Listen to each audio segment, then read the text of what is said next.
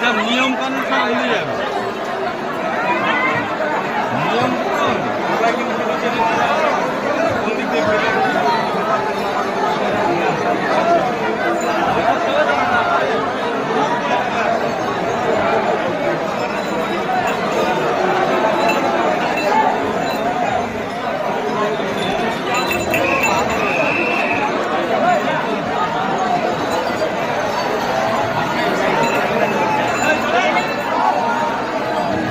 এটা রাজবাড়ি গেটের ভিড় আপনারা দেখতে পাচ্ছেন ভিডিওতে।